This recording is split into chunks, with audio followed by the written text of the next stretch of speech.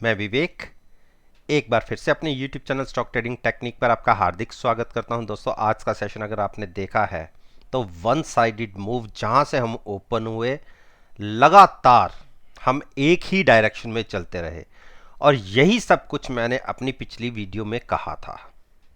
मैंने उसमें कहा था कि अगर हम फ्राइडे से ऊपर पॉजिटिव साइड पर ओपन होते हैं, उसका रीज़न क्या था।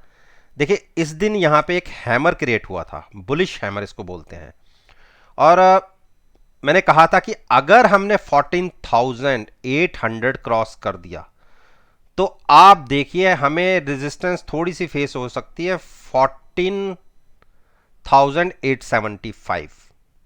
अगर इसके ऊपर हम क्लोजिंग हमें मिलती है तो हम अपनी शॉर्ट पोजीशन से एग्जिट होकर लॉन्ग्स की तरफ कन्वर्ट हो जाएंगे। और देखिए, मूव ऐसी ही मिली जो मैंने अपनी पिछली वीडियो में कहा था। अब यहां से क्या पॉसिबिलिटी बनती है, देखिए एक बुलिश क्रॉसओवर की पॉसिबिलिटी बन रही है। और मैंने अपनी वीडियो में यह भी कहा था कि अगर हमें 875 के ऊपर क्लोजिंग मिल जाती है तो हमें 15,200 और 400 की तरफ बढ़ सकते हैं। एक बड़ी शॉर्ट कवरिंग रैली देखने को मिल सकती है। जब ये मैं वीडियो रिकॉर्ड कर रहा हूं शाम को 6:55 पर, और अगर आप बैंक निफ्टी के प्राइसेस निफ्टी के प्राइसेस को देखें तो 14,898 पर ट्रेड कर रहा है। हां, हाई से तकरीबन 70 पॉइंट्स नीचे। ये फ्यूचर्स की बात कर रहा हूं, SGX निफ्टी जो 24 आवर ट्रेड होता है। लेकिन जब तक ये 14,875 के ऊपर बना हुआ है तब तक ट्रेंड बुलिश कंटिन्यू है। और उसका मेन रीजन ये है कि हमने अपनी तमाम मूविंग एवरेजेस को क्रॉस करके ऊपर ट्रेडिंग शुरू कर दी है। तो यहां से अगर आपको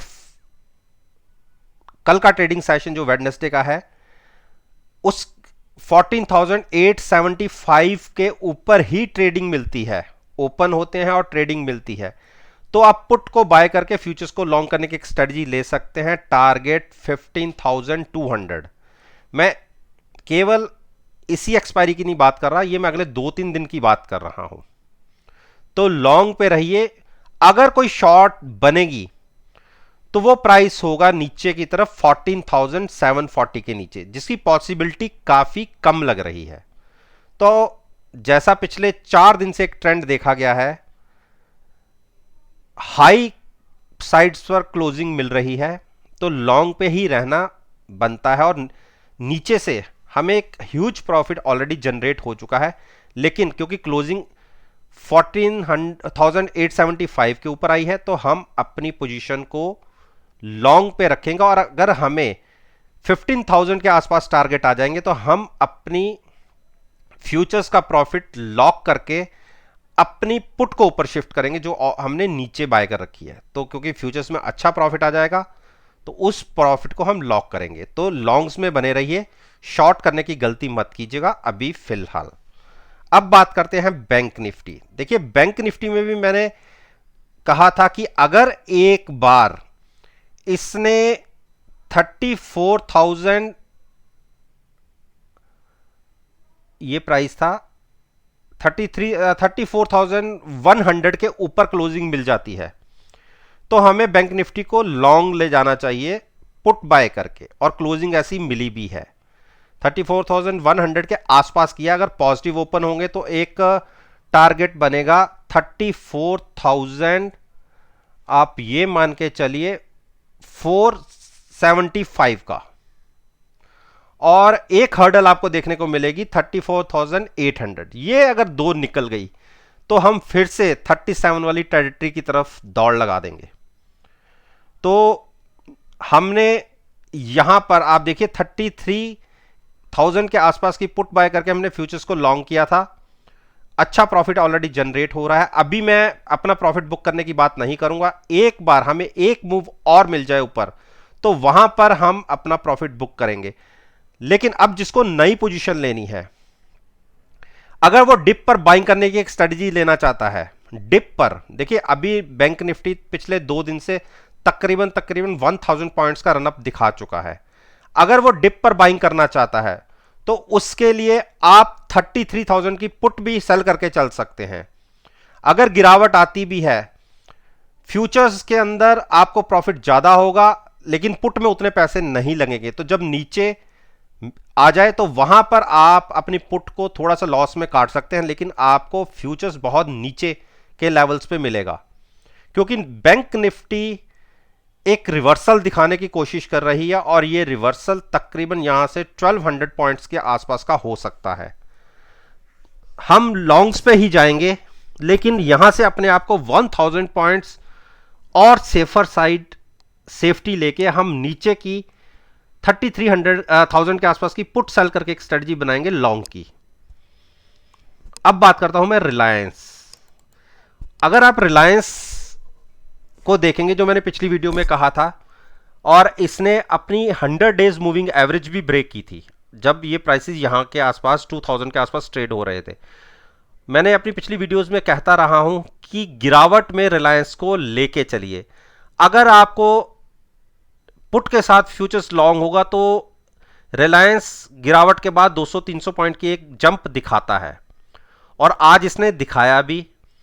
ऊपर इसने तकरीबन 2060 के आसपास के हाइज लगाए। अगर इसके ऊपर हमें क्लोजिंग मिल जाती तो यहां से तकरीबन 60-65 पॉइंट्स का एक और जंप देखने को मिल सकता था, लेकिन कल भी पॉजिटिव पॉसिबिलिटी लगती है इसके अंदर। तो अभी इस स्टॉक में बने रहें, और अगर किसी ने नई पोजीशन लेना चाहता है तो वो पोजीशन ले। 2060 के ऊपर ट्रेडिंग मिलती है तो at the money put buy करके फ्यूचर्स को लॉन्ग करने की एक स्ट्रेटजी बन सकती है। एचडीएफसी बैंक में मैंने देखिए 1462 के आसपास जब यहां पे इसने सपोर्ट ली थी, और मैंने अपने पिछली वीडियो, अगर 2 दिन पहले की भी वीडियो देखेंगे तो मैंने कहा था कि आप एट द मनी पुट लेके फ्यूचर्स को लॉन्ग कर सकते हैं। और देखिए, जो हमें 2 दिन की मूव मिली, अगर हम बात करें फ्राइडे के सेशन की तो उसमें एक मूव मिली, हम 9 डेज मूविंग एवरेज के ऊपर क्लोज हुए, और उसके बाद आज की मूव ने सारी मूविंग एवरेजेस को क्रॉस करके ऊपर क्लोजिंग दी है। तो लॉन्ग्स में इसमें रहा जा सकता है जिन्होंने नई पोजीशन भी लेनी है। पुरानी जिनकी पोजीशन कैरी है वो अच्छे प्रॉफिट में बने हुए हैं।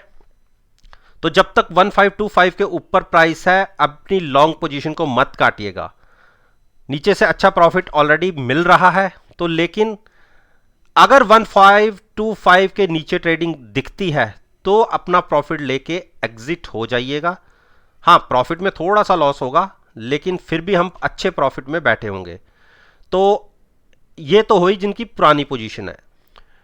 अब जो नई पोजीशन लेना चाहता है उनके लिए, अगर पॉजिटिव साइड पर ओपन होते हैं 1550 के ऊपर, तो आप at the money put buy कीजिए, फ्यूचर्स को लॉन्ग कीजिए। टारगेट होगा 1600 का। इंडस बैंक में अभी कोई रिवर्सल नहीं है, तो इसको अवॉइड कीजिए। आप देखिए, बैंक निफ्टी पिछले 2 दिन से 1000 पॉइंट के आसपास की एक रैली दिखा चुकी है, लेकिन इंडस ने उस हिसाब से परफॉर्म नहीं किया। तो जब रैली में परफॉर्म नहीं किया तो इसको थोड़ा सा अवॉइड कर दीजिए। हाँ, इतने नीचे के लेवल्स पे हम शॉर्ट तो नहीं करेंगे। एचडीएफसी में देखिए, मैंने क्या कहा था आपको कि एचडीएफसी स्टॉक डिप के ऊपर बाइंग करने वाला स्टॉक है। और हाँ, जब मैंने पहले बताया था पुट बाय करके फ्यूचर्स को लॉन्ग करने, वहां से हमें एक नुकसान भी देखने को मिला था जब हमने 9 डेज मूविंग एवरेज ब्रेक की थी। उस केस में हमें नुकसान हो रहा था क्योंकि फ्यूचर्स हमारा लॉन्ग था और पुट हमारी खरीदी हुई थी, लेकिन वो लॉस सारा कवर होके आज देखिए हम कितने अच्छे बड़े प्रॉफिट पे बैठ गए हैं। तो लॉन्ग्स में ही रहिएगा इस स्टॉक में अंदर। जिसको नई पोजीशन भी लेनी है उसके लिए प्राइस होगा, अगर आप 2550 की पुट बाय करके फ्यूचर्स को लॉन्ग रखेंगे तो मेरा मानना है कि 2700 हम इजीली देख लेंगे। कोटक महिंद्रा बैंक बाइंग बनेगी। अगर 1820 के ऊपर ट्रेडिंग मिलती है 1820 के ऊपर ट्रेडिंग मिलने पर आपको तकरीबन 30 पॉइंट्स बहुत स्पीड से मिलेंगे, और अगर क्लोजिंग बेसिस के ऊपर 1875 क्रॉस हो जाता है तो इस स्टॉक में 100 पॉइंट्स की एक जबरदस्त रनअप देखने को मिल सकती है। अपनी 100 डेज मूविंग एवरेज के नीचे ट्रेड कर रहा है, इसलिए इतने नीचे के लेवल पे शॉर्ट तो नहीं कहूंगा।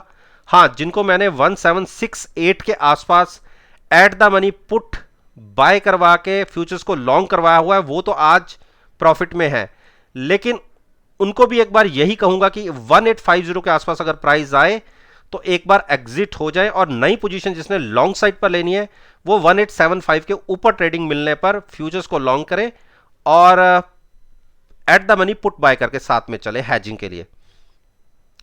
आईसीआईसीआई बैंक ने अब देखिए पिछले 3 दिन से रिवर्सल दिखाया है, और एक बार अगर इसने 598 और 600 के ऊपर ट्रेडिंग करनी शुरू कर दी तो आप एक जबरदस्त शॉर्ट कवरिंग 640 तक की देख सकते हैं। और आपको पता है कि पहले हमने 630 की पुट बाय करके फ्यूचर्स को लॉन्ग किया हुआ था, और उस पुट का प्रॉफिट तो हमने पिछली एक्सपायरी में अच्छा ले लिया, और पुट हमने नीचे की खरीद ली, और अब देखिए वहां से हम बाइंग साइड पर बैठ गए और एक अच्छा ह्यूज प्रॉफिट हमें इस ट्रेड में देखने को मिल रहा है। जिनको नई पोजीशन लेनी है 600 के ऊपर ट्रेडिंग मिलने पर 602 605 के आसपास at the money put buy करके फ्यूचर्स को लॉन्ग करने की एक स्ट्रेटजी ले सकते हैं। 640 के टारगेट के लिए शॉर्ट करने की स्टॉक को गलती मत कीजिए।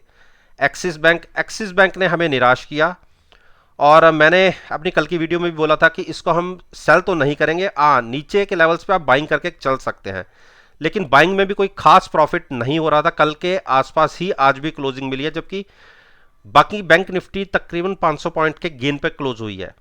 तो इसमें हमारी पुरानी जो पोजीशन थी 740 की पुट बाय करके हमने फ्यूचर्स को लॉन्ग किया था, तो वो प्रॉफिट तो हमने पिछले एक्सपायरी में पुट का तो ले लिया, और पुट हमने नीचे वाली बाय करी थी, और अगर वहां से देखा जाए तो वहां से अच्छा प्रॉफिट है, लेकिन जैसा हम चाहते हैं वो प्रॉफिट अभी हमें नहीं मिल रहा।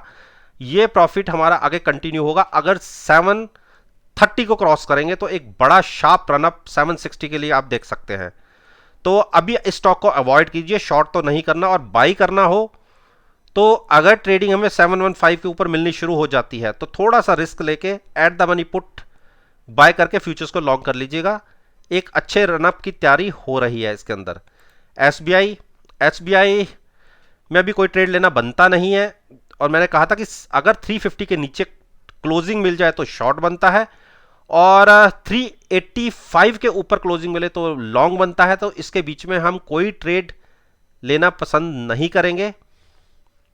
तो दोस्तों, ये मैंने निफ्टी, बैंक निफ्टी और फाइनेंशियल सेक्टर्स के स्टॉक्स के ऊपर अपना ओपिनियन आपके साथ शेयर किया है। मेरा मानना है कि अगर मेरी इस वीडियो को आप कल के ट्रेडिंग सेशन के साथ एनालाइज करेंगे, यकीन मानिएगा आपको बहुत अच्छे पॉजिटिव रिजल्ट्स देखने को मिलेंगे। वीडियो अच्छी लगी हो तो लाइक कीजिए, शेयर कीजिए, और मेरे यूट्यूब चैनल को सब्सक्राइब करना मत भूलिएगा। इस बात के साथ मैं आपसे विदा लेता हूं, और एक नई वीडियो के साथ फिर से आपके सामने आऊंगा। तब तक के लिए